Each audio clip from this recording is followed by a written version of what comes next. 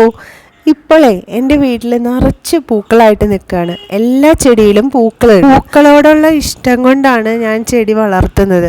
എനിക്ക് flowering plants ആണ് കൂടുതൽ ഇഷ്ടം. നമ്മൾ ഒട്ടും ഉപയോഗമില്ലാന്ന് കരുതി വലിച്ചെറിയുന്ന പല കാര്യങ്ങളും നമ്മുടെ ചെടികൾക്ക് ഗ്രോത്തിനും അതുപോലെ ഫ്ലവറിങ്ങിനും സഹായിക്കുന്നതാണ്.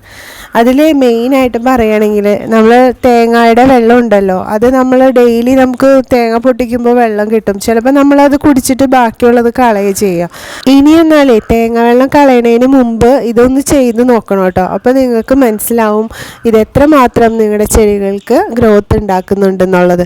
നമ്മുടെ തേങ്ങയുടെ വെള്ളം ഇപ്പോൾ ഒരു ഗ്ലാസ് തേങ്ങയുടെ വെള്ളം കിട്ടിയെന്ന് വിചാരിക്കൂ, അത് ഡയറക്റ്റായിട്ട് അങ്ങനെ തന്നെ ചെടിയിൽ ഒഴിച്ചു കൊടുക്കരുത്. ഇപ്പോൾ ഒരു ഗ്ലാസ് വെള്ളം നമുക്ക് തേങ്ങ വെള്ളം കിട്ടിയാൽ അതിൽ ഒരു ഗ്ലാസ് നോർമൽ വാട്ടറും കൂടി ആഡ് ചെയ്ത് കൊടുക്കുക.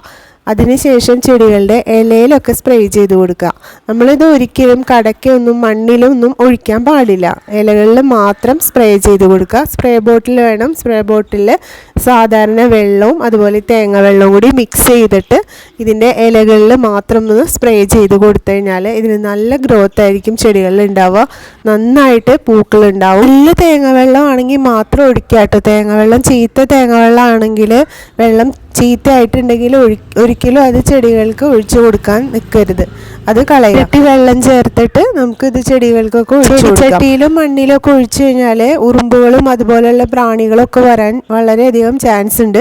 നമ്മളെപ്പോഴും ചെടി വെക്കുമ്പോൾ നല്ല വെയിൽ കിട്ടുന്ന ഫ്ലവറിങ് പ്ലാന്റ്സിനൊക്കെ നല്ല വെയിൽ ആവശ്യമാണ്. ഒരു 5-6 മണിക്കൂർ നന്നായിട്ട് വെയിൽ കിട്ടുന്ന ഒരു സ്ഥലം നോക്കിയിട്ട് നമ്മൾ പ്ലാന്റുകളൊക്കെ വെക്കാൻ ശ്രമിക്കുക.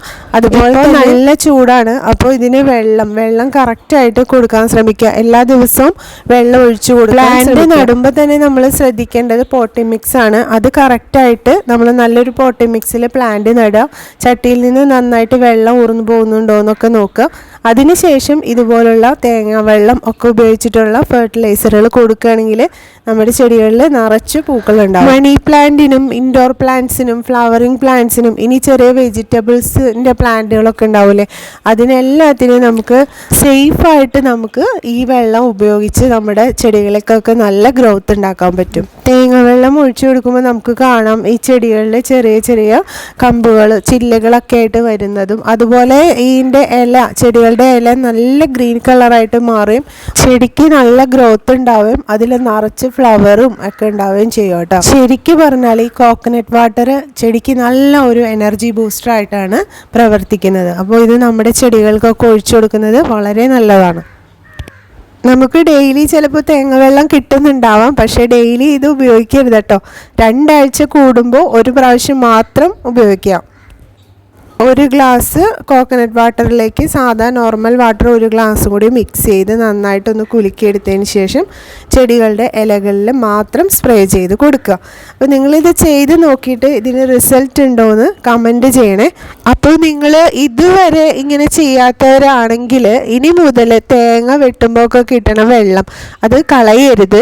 ചിലപ്പോൾ ഒരു ഗ്ലാസ് ആയിരിക്കാം കിട്ടുക, അല്ലെങ്കിൽ 1/2 ഗ്ലാസ് ആയിരിക്കും കിട്ടുക.